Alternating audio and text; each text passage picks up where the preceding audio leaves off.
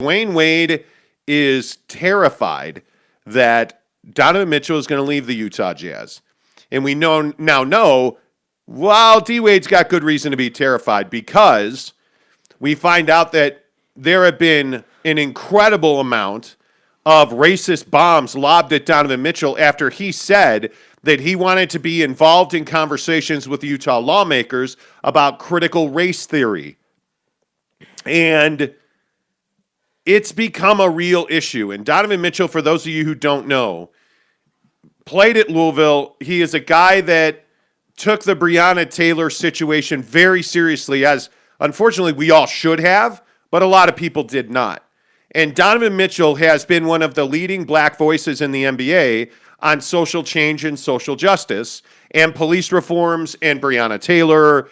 And now he sees an opportunity to use his fandom and fame, and really not fandom, fame from the NBA, to influence lawmakers in Utah when it comes to critical race theory and educating kids and college students about critical race theory in Utah. And immediately, of course, the Twitter trolls came out and said that Donovan Mitchell should just play basketball and you're another dumb jock and nobody cares what you think. And immediately, this takes it to a different level. Jake, do you think we are making too much about this particular situation? And do you think race could be a reason that Donovan Mitchell winds up leaving the Utah Jazz? Yeah, I mean, I think that, what doesn't get talked about a lot for NBA players is their off-the-court situation and their life setup and everything. And if we look at why LeBron went to L.A., after playing in Cleveland that second time, part of the reason he went to L.A. is so that he could pursue his after-career aspirations in the film industry and in the entertainment world, And so when I look at this Donovan Mitchell situation, you try to put yourself in his shoes a little bit, and you start thinking like, man, like if people were saying that to me, that probably wouldn't be too enjoyable, And I think that Donovan Mitchell is trying to seriously create social change here, and some people, not everybody, but some people in Utah are really saying some nasty things to him. So I don't know what it looks like. I mean, yes, should we be concerned about Donovan Mitchell and if he's leaving? Yeah, we should definitely be concerned about it. I think from an on-the-court perspective, I really don't think he's got too much reason to leave. I think he's seeing the change happen in front of him, and it's just important that him and the front office are on the same page. But I think at the end of the day, Donovan Mitchell is very driven to make equality a centerpiece in almost every conversation. And I can respect that, but it does unfortunately come with a lot of hate, and that's really sad. Yeah, and I think unfortunately, if you are right now a person of color in this country, and you want to talk about critical race theory, you are going to hear from the fringe of society. You are going to hear about how critical race theory is racist, and that critical race theory teaches our kids that whites are supremacists. And frankly, I'm not going to get into the definition of and the validity of critical race theory, but it has almost nothing to do with white people being white supremacists. It has almost nothing to do with that. And I think that as an athlete, and it probably ruffles feathers amongst fans. I mean, there's almost no doubt it does that. But as an athlete, if you are a minority, and specifically in the United States of America, if you are a black athlete and you do not raise your voice, if you do not make your feelings known, I think you're doing an incredible disservice to your community. And I think somebody like Donovan Mitchell, who, in case you didn't know, he's a black athlete, and he's got huge influence in the Salt Lake community. I think if he doesn't say anything, I think he's doing Salt Lake City an incredible disservice. I think it is not only his right to speak out, I think it's his duty. And I think, unfortunately, the stigma that exists about Utah being a racist state, and the stigma that black players can't thrive playing for the Jazz, this is why it exists. This is why it thrives. Donovan Mitchell was subjected, and I think on the regular is likely subjected to racist, bombs on Twitter and Facebook. And, just researching this topic last night and this morning, the first article that comes up when you search Donovan Mitchell CRT, critical race theory, is a Fox News story. Yeah. And, of course, we all know how Fox News feels about critical race theory. And, I'm not even going to pay it that much justice, but just to read the article and to see some of the comment section on that is really disappointing. And then to read, the comments on Twitter that talk about how, nobody cares and that Donovan Mitchell should shut up and play. And, that Donovan Mitchell is, an athlete who thinks we care about his thoughts beyond basketball. Well, guess what? I do care about his thoughts beyond basketball. And I think it's incredibly disheartening to me, and I don't know your thoughts on it, but it's incredibly disheartening to me that we as a nation refuse to, embrace the fact that we have not always been kind and we continue to not always be kind to people of color, to brown skin, to Asian folks right now. Those of Asian descent are taking an incredible, at times, physical beating on the streets of the United States of America. At random. Simply because they're Asian. Like, is that really who we want to be? And I think if you're Donovan Mitchell, you have to ask yourself, is it really true that the state of Utah and the Salt Lake community is racist and does not embrace black athletes that want to have real and meaningful discussions that matter to our community? Mm-hmm. And I don't know, Jake, but it's probably the minority of comments. It's probably the small circle of comments that live on Twitter and Instagram and Facebook, because I think sometimes we allow the Twitterverse or the social media verse to feel much bigger than it is. And I think those fringe people that come out of the woodwork anytime you bring up anything that has to do with race in this country feel bigger because they're Twitter tough guys.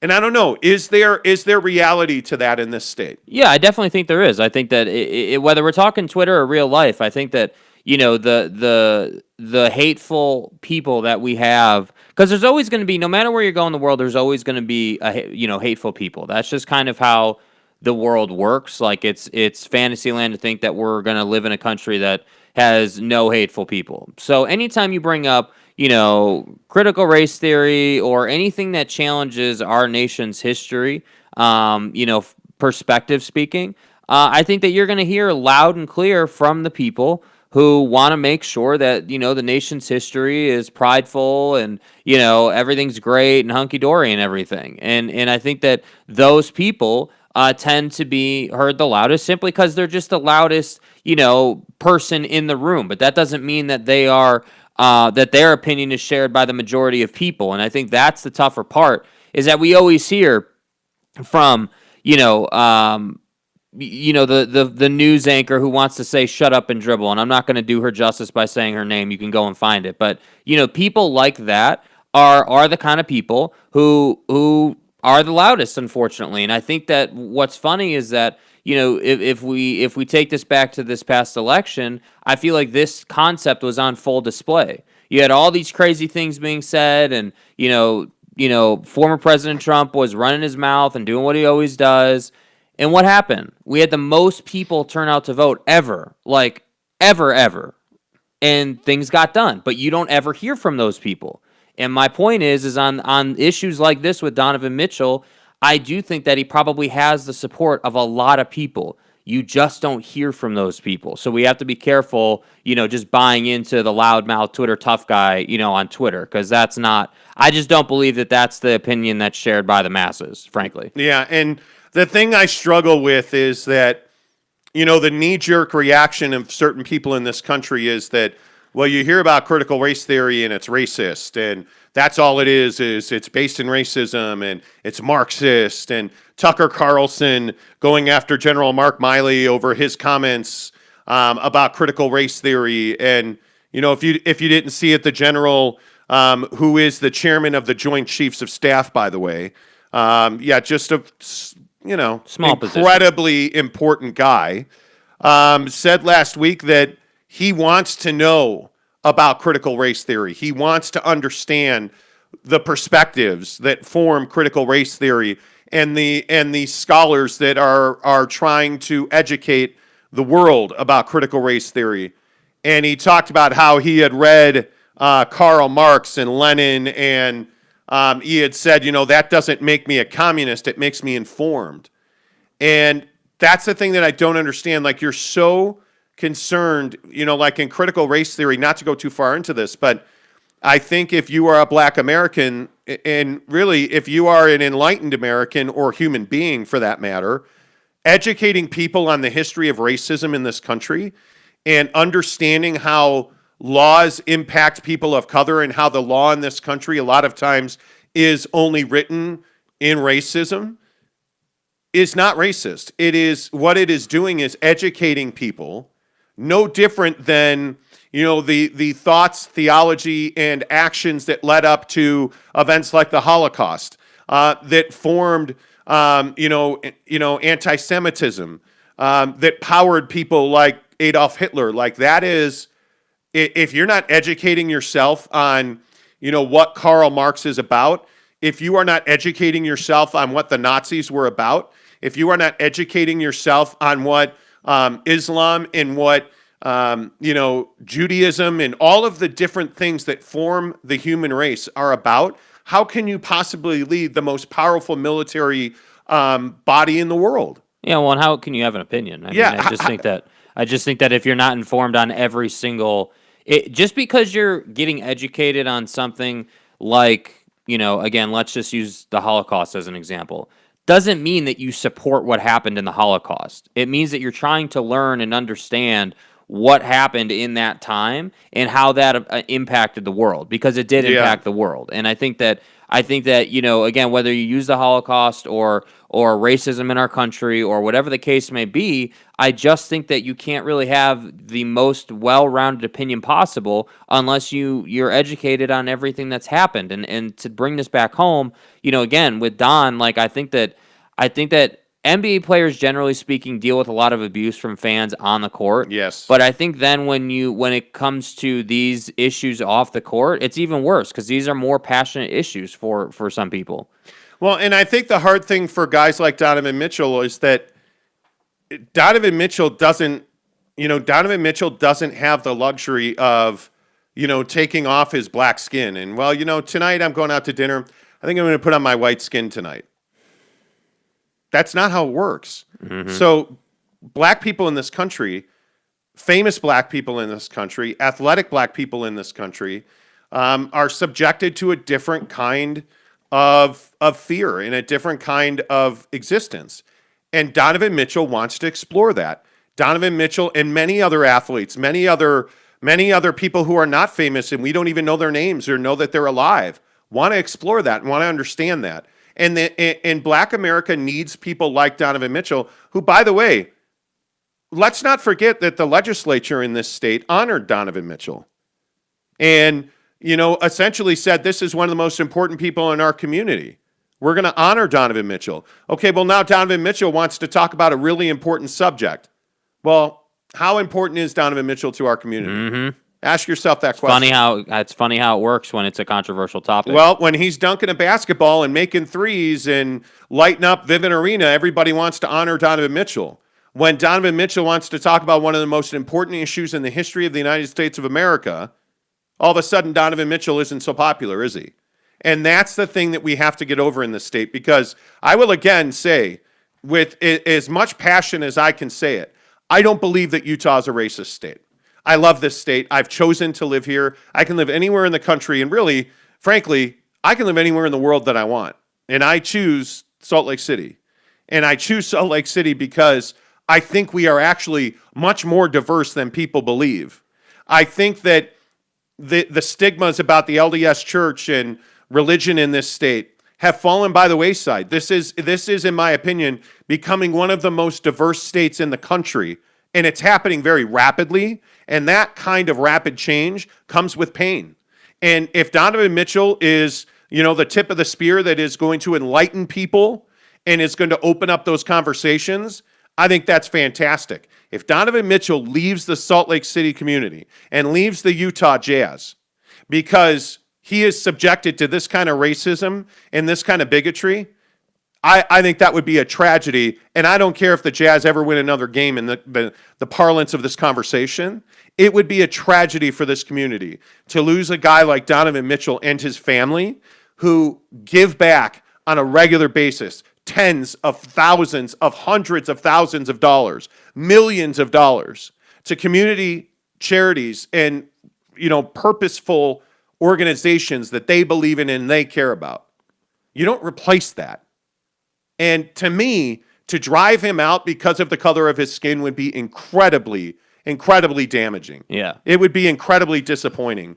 And I hope that it doesn't happen. And I think, having looked into this a little bit now and having listened to some of the voices and read some of the vile things that have been tweeted and sent to Donovan Mitchell, I think I understand why Dwayne Wade is so worried now. Like, yeah. I totally get it. I do believe that basketball-wise, I think Ryan Smith is doing everything possible to pacify and embrace Donovan Mitchell's role in this organization for the Utah Jazz. I'm not sure that it's going to be enough no matter what the Jazz do operationally speaking. Yeah, I just don't think it's about the basketball. That's the thing. Like, I just think that, again, on the worry scale, like, I don't think we're at like, a 10 out of 10 or anything, but I do think that, if this kind of stuff continues, you're just pushing him away further and further, and eventually, he's going to leave. And will the cover story of that be basketball? Sure, maybe. I mean, maybe he'll never reveal his true, reason for leaving, and he'll just say, "Hey, I wanted to go and play for a different team or something." But I just think that it's certainly not helping, and I think that lawmakers would be smart to listen. Whether it's Donovan Mitchell or anybody else. I mean, these guys. That's your job, though. Yeah, but that's politics in our country. It is their job, sure, but that doesn't mean that they'll do it. Yeah, I mean, I just think that it's so incredible to me that we've come to a place where we don't want to know. We don't want to know about the atrocities that have happened in this country. We don't want to know. We don't want equality.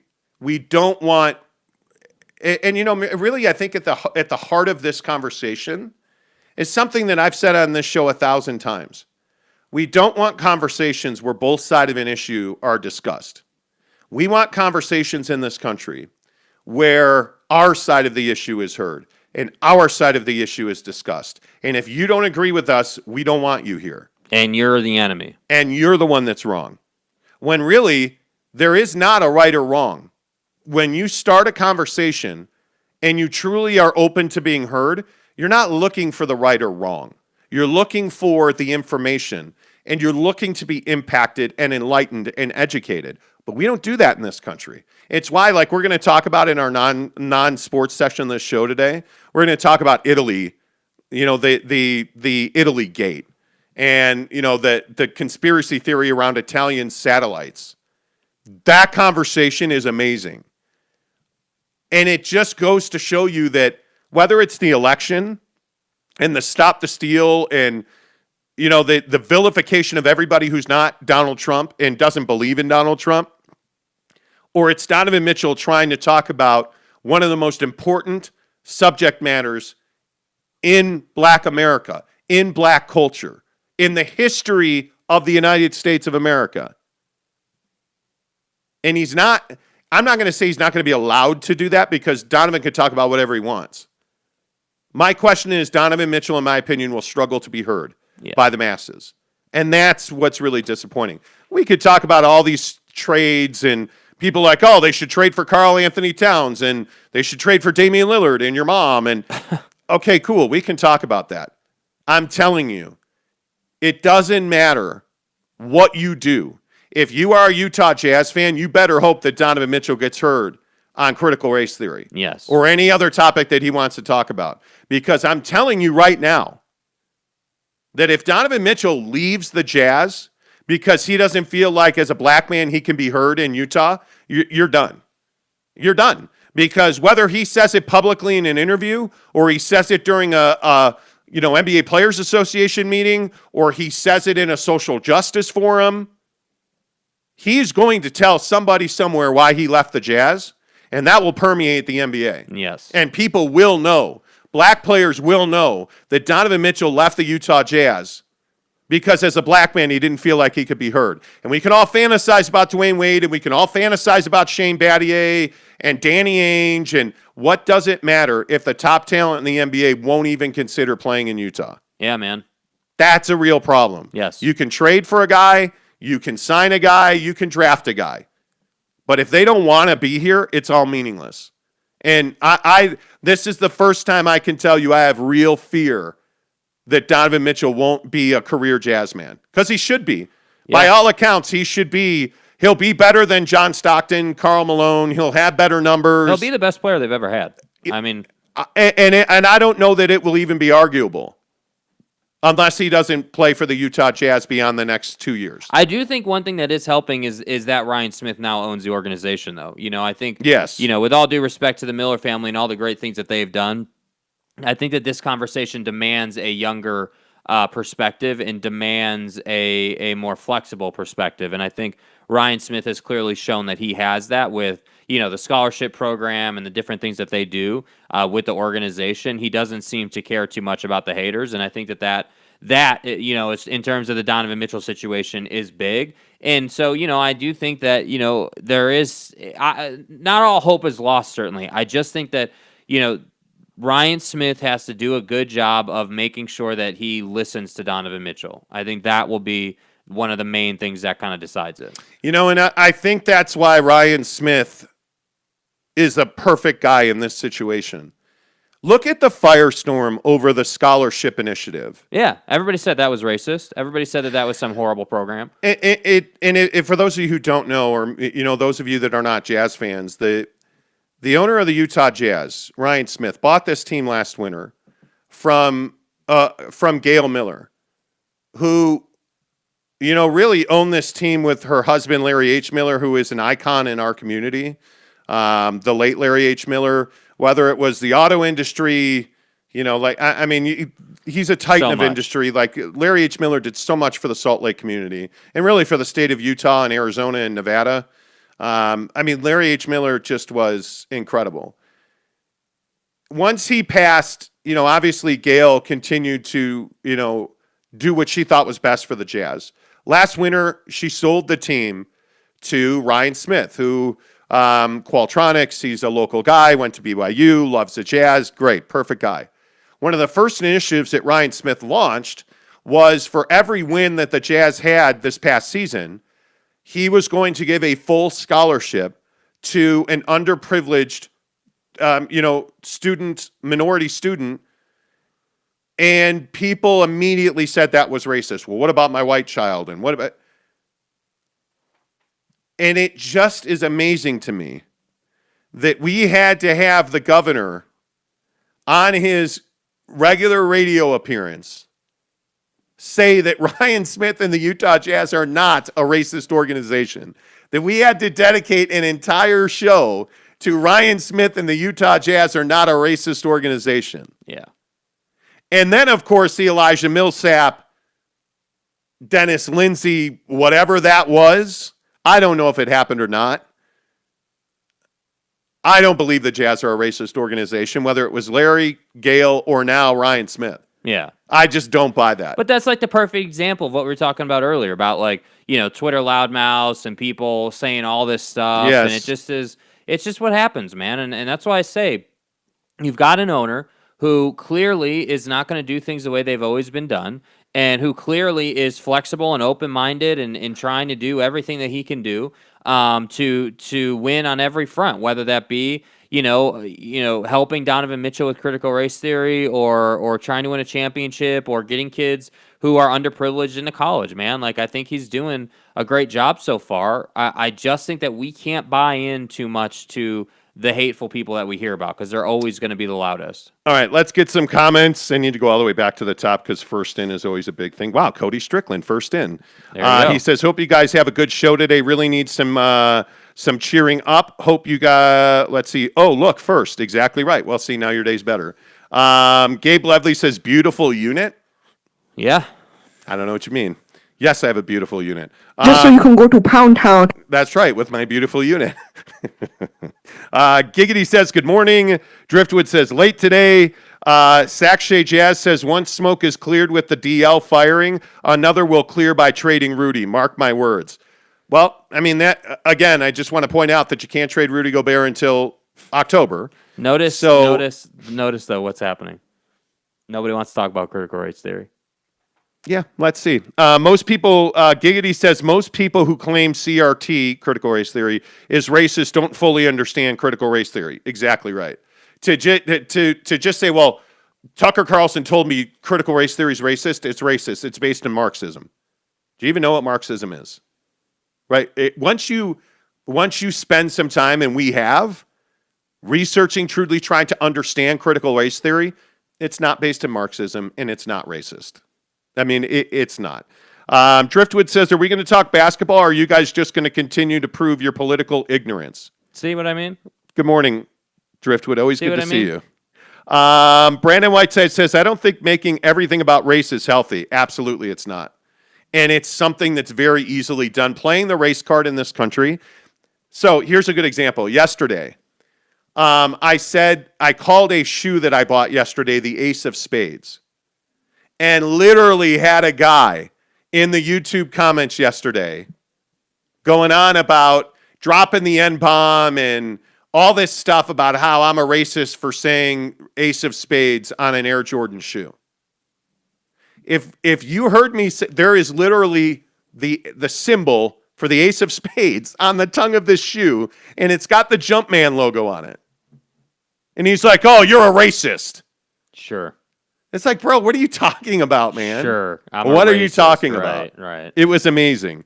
And by the way, thank you, YouTube. Like, I don't have to do much moderating of our comments. As you can see in the comment section today, a lot of comments are being filtered out by YouTube. YouTube does a great job with that, so I appreciate it. Brandon Whiteside continued. He said, I get that some officers have killed black perps, but each instance is unique. Mm-hmm. Okay. Gabe Ledley, good morning to you. He says, my question for Utah is the same one I have for law enforcement. If this is just a few bad apples, what are the quote-unquote good ones doing to root that shit out? And that's exactly right. Great question. What are you doing about that? Giggity also says, is it a coincidence the same people fighting to keep Confederate statues in our country are the same fighting to keep CRT out of our country? It's not a coincidence. It's not a coincidence, no. It isn't. No. Cody Strickland says, way to start the show strong. I have two girls, and I teach them that rather than their white, black, brown, etc., it's just a color. That's nothing wrong with them, and they're each equal. Unless you've read CRT documents, Nathan Johnson Vlog says, unless you've read CRT documents, it's difficult to form a true opinion. Don't listen to the news from either side. Yeah, if you're watching Fox News or CNN, you're not getting the full story. But this is what we say all the time, man. Yeah. Like you have to... you have to read CNN and Fox and the New York Times and the Washington Post. Like, you got to read everything. And you have to go in and read the theory behind critical race theory. And you have to understand what the point of critical race theory is. And you're right, it's not a discussion that we're going to have on this show, but I would encourage you to go and do that because the information's out there. It is readily available on Google. And I would encourage you, hop on the Google machine and go find it because I think it's a really important conversation. He says, based off what I've read from those documents, CRT is very racist. And that's your opinion. And I'm not telling you you're wrong or that you're whatever. I disagree with you. Gabe Levely says, making it about race is different than being honest about race. Race has and continues to impact our society. That's right. That's right. Driftwood says, everything is racist nowadays. Cause CRT makes everything about race. Most people are good people and don't care about race. There are some bad apples, but they are far and few between. But do you understand? When you say something like CRT makes everything about race, that tells me you have no idea what critical race theory is about. You have no idea what critical race theory is about. Spencer Morgan says, guys, critical race theory is terrible. It will make racism worse. It's not the solution. Nobody said it's a solution. Nobody said it's a solution. This is what always happens. Right? Like, anyway, my point is, just be educated. Understand what critical race theory is. Critical race theory is not going to be the solution for racism in this country. That's not its point or its goal. That's not what critical race theory is about. Nobody said, well, these scholars that have studied the impact of law and how the law is applied to racism and black people differently, and they're hoping to solve racism. That's just not what it's about, man. That's not what it's about. Nathan says CRT shouldn't be banned as it's protected under freedom of press and speech. Okay, so let me just stop with the First Amendment. Do you understand what the First Amendment's about? Like, the critical race theory being banned in schools is not about free speech. It's not. It is not. Anyway. Everybody's like, oh, have you violated my freedom of speech? Well, actually, that's not how the First Amendment is written, and that's not what the Constitution says about freedom of speech, which I think is hysterical. Spencer Morgan says, as for Donovan Mitchell, I believe he should feel free to be vocal. I don't agree with the stick to basketball people. Neither do I. Sean Mierzinski, good morning. People are just looking for people who agree with them. It's sad. Exactly right. Jordan Crabtree says the government should get out of the business of mandating everything that happens in schools. Give schools freedom and let the parents choose. I agree. Yeah, 100%. Yeah, this idea that the schools in this state are banned from talking about racism. Okay, well, but what if I want my children to learn about the history of slavery and racism and by the way, do you really think that they're not going to find out about it? You really think that they can't just pull out the cell phone that we've given them at 5 years old, and you think they don't know how to find that stuff? They do. Spencer Morgan says, but if he, and I think you mean Donovan Mitchell, is going to use the threat of leaving to bully Utah fans into policy we don't want, see, I don't think that Donovan Mitchell's doing any of that. This is all based on a report, and I believe it was Brian Windhorst at ESPN, who reported that Dwayne Wade has real fear that Donovan Mitchell will not stay with the Jazz long term. And that's where the story ended. And then you dig into it a little bit and you find out that this whole thing with Donovan Mitchell wanting to talk to the Utah legislature about critical race theory and the abuse that Donovan Mitchell has taken based on race, that's where the fear is based. That's what is driving this belief that Donovan Mitchell wants to go play somewhere where he is judged by being a human being and not a black basketball player. Yeah, and I don't think that he's leveraging leaving. Not at all. Like, that's not really what the conversation is. I mean, I just think that would be like a byproduct.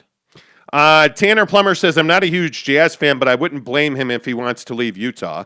John I'm saying, Jahn, John I'm saying says, I will never forget the people that ran him out of Utah.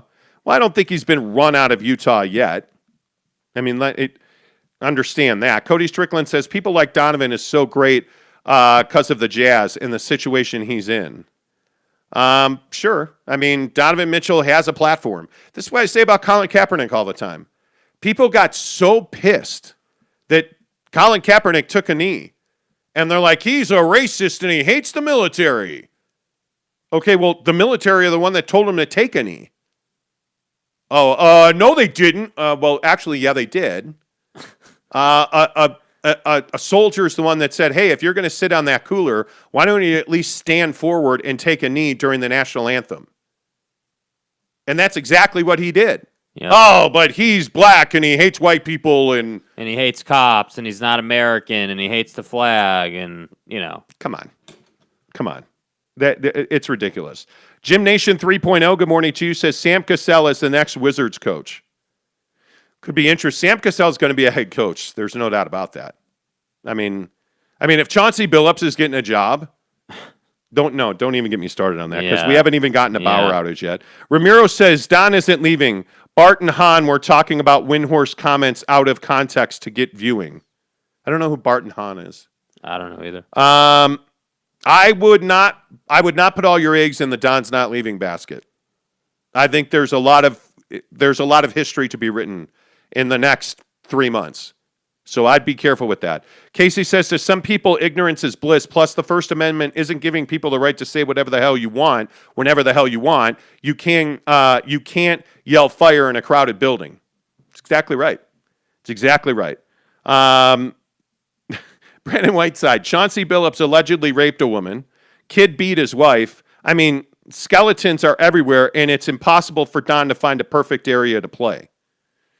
Well, I don't know that. I don't think he's looking for a perfect area to play, man. I think he's looking for someone to listen. He wants to be heard. Yeah, and respected. I think he's not alone in that. I think, again, as much as I'm not a LeBron guy and not a huge fan of the way he's handled things, I think that, he's kind of forced the issue and forced people to listen. And I think that, it just is. He's not leveraging his way out by he's not leveraging anything by saying he's going to leave. I mean, I think it just is like, hey, I want to be heard on this. I believe this. I want to talk to, lawmakers about it, and let's have the conversation. That's what he wants. Mike Phillips says, I don't think you really want parents choosing school curriculum. No, you don't. But you want parents to be able to say, hey, I don't want my kid to go to that school. I'd rather have him go to that school without having to pay private school tuition. I mean, that to me, that's freedom. Yeah. And you know what? I heard somebody yesterday on a national radio show talking about how if parents don't like the curriculum in schools, they should just homeschool. Have we not learned anything from the pandemic? Do you really just think homeschool? No. Anyway, homeschooling's not the answer. It's not. Weasley 25, my problem with critical race theory is the assertion that racism is purely a social construct. Well, and again, that's a great conversation that will be had on a different show. Yeah. But I don't think you're wrong, Weasley 25. Yeah, not at all. I'm fine with that. I don't have an issue with disagreeing on something, but it's when we get to saying things like Donovan Mitchell is, doing these ridiculous things, or that, just the crazy stuff that we get in the comments sometimes is you lose me. But I'm fine with that. We can have that conversation, not on this show, but we can have that conversation at least. Yeah, I think it is. I think it's remarkable where we've gone to in this country, and again, we'll talk about the Italy Gate thing in a while. Italy Gate. Do you realize how much of this? Do you realize the entire Colin Kaepernick hates the military theory is Donald Trump saying that repeatedly, saying that Colin Kaepernick hates the United States is 100% Donald Trump. And the issue is that the people take that as fact. Yeah, and it's not. And I just am amazed about it. I'm not saying Colin Kaepernick's perfect. I think that he's made a lot of mistakes, frankly. The pig socks, the workout at a high school, he's made a lot of mistakes. But if you believe that Colin Kaepernick hates the military, I think you just don't know Colin Kaepernick at all. Yeah. You're taking Donald Trump's word for it. And we've learned, if nothing else, over the last 5, 6, 7 years, taking Donald Trump's word for anything is really dangerous. And it's led us to a massive racial divide in this country. So I would caution you on that. I would. Let's actually talk basketball. Okay. A lot of people in the comments today asking about trading Rudy Gobert. I would again remind you that he is guaranteed $205 million. Well, going forward. My first question just simply would be, is the trade Rudy Gobert train getting bigger now all of a sudden?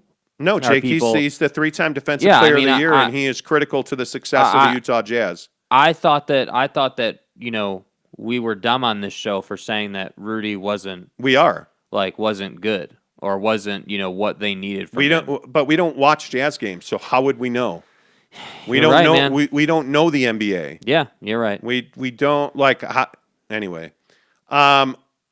It's really interesting the way the script has been flipped on Rudy Gobert. That all of a sudden his contract's a liability. That all of a sudden you can't believe he was given this contract, and we've got to trade Rudy Gobert, and we're going to trade him to Minnesota. With all due respect, we're going to trade him to Minnesota for Karl Anthony Towns. You think the Minnesota Timberwolves are going to trade you Karl Anthony Towns for Rudy Gobert? You have to be nice to stupid people. You think Minnesota's going to do that? Do you think Portland is going to, like yesterday in the comments, well, we're just going to send them Rudy Gobert, and they'll send us Damian Lillard. Bruh. I mean, listen, I understand that you can use, cocaine in this country freely if you like. Cocaine and hookers, my friend. I wouldn't suggest it when trying to figure out who to trade who for what and how. Because there's not a chance in the world the Portland Trailblazers are going to trade Damian Lillard to the Jazz for Rudy Gobert. No, I guess not. Be realistic at least, okay? So I don't think it's feasible for the Jazz to trade Rudy Gobert. I don't think it's happening. You mean once they actually have the ability? You're saying that the contract is just too much. After October 12th. One, I think Rudy Gobert can be part of the solution and not part of the problem as he is at this moment. Because if Bojan Bogdanovic is 5 years younger and can defend laterally and shoot the three and get to the basket, okay, now Rudy Gobert's offense isn't that much of a problem. Seems like a lot to ask, bro. Well, but you're going to have to turn Bojan Bogdanovic into somebody else. And again, with all due respect to Donovan Mitchell, the belief that, well, because Donovan and Royce O'Neal have the same agent, there's no way they're trading Royce O'Neal. I mean, are you serious? Bojan Bogdanovic and Royce O'Neal are the two most tradable pieces on this team. They have value around the league, and their contracts are friendly. Because you're not trading Joe Ingles unless you're able to put him into a deal where his expiring contract helps. Okay, we can talk about that. Yeah. But Joe Ingles is a critical glue guy in this locker room and on this team. And he still has real value as a spot three-point shooter. But you got to find a point guard. More important than trading Rudy Gobert, finding a point guard. More important than trading Rudy Gobert, finding a power forward who can shoot and who's athletic and can defend. More important than trading Rudy Gobert, finding a legitimate number 2 scorer to run with Donovan Mitchell. Yeah. All of those things are well more important than trading Rudy Gobert. So I think you just need to slow your roll on trading Rudy Gobert. If it happens, if the Jazz are able to get out from under that 205, I'm not going to cry a single tear. And I don't think anybody else will either. It's just funny how the script. Yeah, I mean, I'm honestly like super surprised. Like I like it used to be that we were idiots for saying that like I remember the day that he signed that contract and that got announced. What was that? A couple months ago now or whatever. Me, holy cow! Like I said, this is a horrible contract. This is going to handicap them. This is going to prevent them from doing the things that they want to do. And everyone was like, no, he's the best big in the league. He's the defensive player of the year. All this stuff. And it's like, dude, like you can just see how this is going to play out. And now all of a sudden, because Terrence Mann hit a bunch of threes in the corner and Rudy happened to be the guy that was supposed to be guarding him, now you want to trade Rudy Gobert? You should have wanted to trade this guy when he put on full display that he can't shoot or dribble a basketball. Why is there so much outrage over Ben Simmons but no outrage over Rudy Gobert? That's what amazes me. Rudy Gobert is part of the reason they lost that series. Think about it. If Rudy Gobert had an offensive game individually, that's a completely different series. You're having a different conversation now. But he doesn't. And so it's all on Donovan Mitchell. And then, you've got the injuries as we've talked so much about. So I really am surprised that now everybody's like, oh, well, now we got to trade him, even though you can't trade him. Well, and what I would love to understand is why everybody Rudy Gobert, like Brandon Whiteside's Golden State Warriors want Rudy Gobert. He does have value. What makes you think that the Golden State Warriors want Rudy Gobert? How does he fit anything that they do? A, they're landlocked because of their salary cap. B, he is completely opposite of the style that they play. They already have a guy in James Wiseman who, and correct me if I'm wrong, but during this season there was all kinds of talk about how Wiseman was going to model his game off of Rudy Gobert because he already had the offensive repertoire, and Rudy Gobert fits nothing that the Golden State Warriors do. I mean, he's not fast enough. And by the way, his pick and roll game brings another defender to Steph Curry and Klay Thompson. Because what we're seeing is teams don't respect Rudy Gobert's offensive game, so they let him roll, and the help side defender easily covers him up. Yeah. And by the way, Steph Curry's not pick and rolling to pass to the big. Why do you think Kevon Looney's very effective in their system? Kevon Looney shoots 55% for the last 5 seasons in their system. Why is that? He does not like, and in Minnesota, Rudy Gobert, who has no offensive game, you think they're going to replace Karl Anthony Towns with Rudy Gobert? Did we all forget the back-to-back where the Jazz lost both games? Come on. And Rudy got dominated in those games? Come on, dude. Like, that's what I'm saying. Like, I just think that I think that the thing with Rudy is that you can't do anything with him. So, like, I just don't think that it's a conversation piece right now, You want to have this conversation once you can actually trade him? Okay, great. Right now, I think the focus needs to be on Bogey and on Royce and doing what you can with that. And then see where you are in October. I mean, that's what it is to me.